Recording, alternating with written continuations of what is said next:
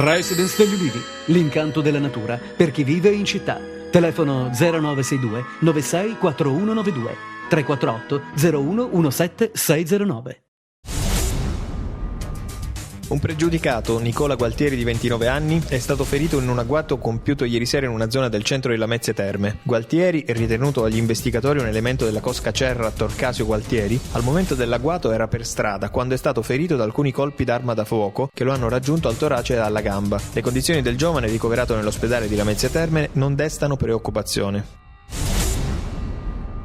Il maresciallo scelto dei carabinieri Carmelo Luciano, 46 anni, originario di Palmi, residente a Genova e qui arrestato per associazione a delinquere di stampo mafioso dai suoi colleghi per un'ordinanza di custodia cautelare del GIP su richiesta della Procura di Reggio Calabria, sarebbe stato la talpa di un clan mafioso di Rosarno. L'arresto è stato effettuato nell'ambito dell'indagine All Inside 2, partita dalla Procura Reggina che a maggio aveva portato in cella 24 esponenti del clan Pesce. 3 persone sono state arrestate stamattina per aver favorito la latitanza di Piero Criaco, pericoloso killer della cosca Cordì arrestato ad Africo nel dicembre 2008. A finire in manette in esecuzione di un'ordinanza del GIP Adriana Trapani, su richiesta del procuratore aggiunto della DDA Nicola Gratteri, il 39enne Antonio Liulis, il 34enne Giuseppe Romeo e il 46enne Valerio Farcomeni. Ad eseguire gli arresti i poliziotti della squadra mobile di Reggio Calabria e dei commissariati di Siderno e Bovalino. Un gruppo di studenti dell'Università della Calabria a Cosenza sta occupando da ieri sera l'aula magna dell'Ateneo in segno di protesta contro la riforma Gelmini. L'iniziativa è stata messa in atto dopo che gli studenti hanno inscenato una manifestazione ed un corteo all'interno dell'area universitaria. In un documento i promotori della protesta dicono no ad un'università d'élite e sì ad un'università pubblica, libera, democratica e di massa. Non bisogna mercificare i saperi e la cultura.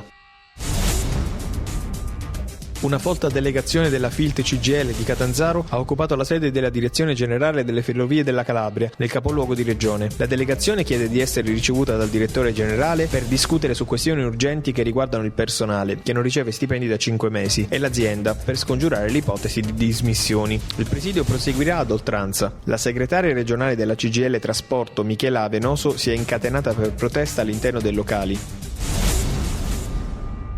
Il procuratore nazionale antimafia Piero Grasso ha concluso i 4 giorni della manifestazione La Ferita ed in coda Grasso ha riservato anche una divergenza di vedute con il procuratore aggiunto della DDA Reggina Nicola Gratteri, che ha sostenuto che l''ndrangheta non si può sconfiggere. Per il responsabile della DNA, invece, l''ndrangheta si può sconfiggere, basta credere nell'utopia e stare sempre con la schiena dritta. Per Grasso è il popolo che deve fare il primo passo e che deve sostenerci, e il sostenersi negando il consenso e rifiutando di leccare le mani ai potenti per poche briciole.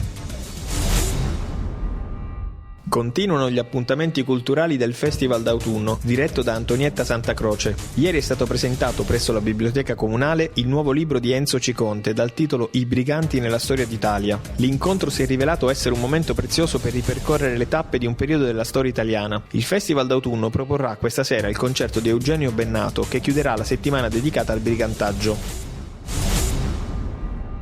Grandi festeggiamenti in Casa Corapi per i 100 anni di Nonna Prospera. Presenti alla cerimonia anche rappresentanti dell'amministrazione comunale. Nonna Prospera è nata a Olivadi, ma vive a Catanzaro. Una cerimonia semplice nella sua residenza del centro storico, dove vive con la pronipote. Qui è avvenuto il tradizionale taglio della torta e la consegna da parte dell'assessore alle politiche sociali Nicola Ventura di una targa per ricordare il traguardo raggiunto.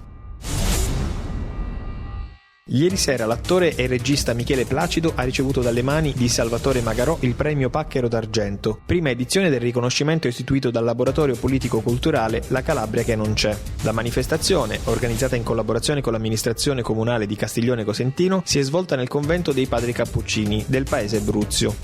L'attore pugliese ha dichiarato che ricevere questo premio lo gratifica e lo emoziona più di un riconoscimento cinematografico.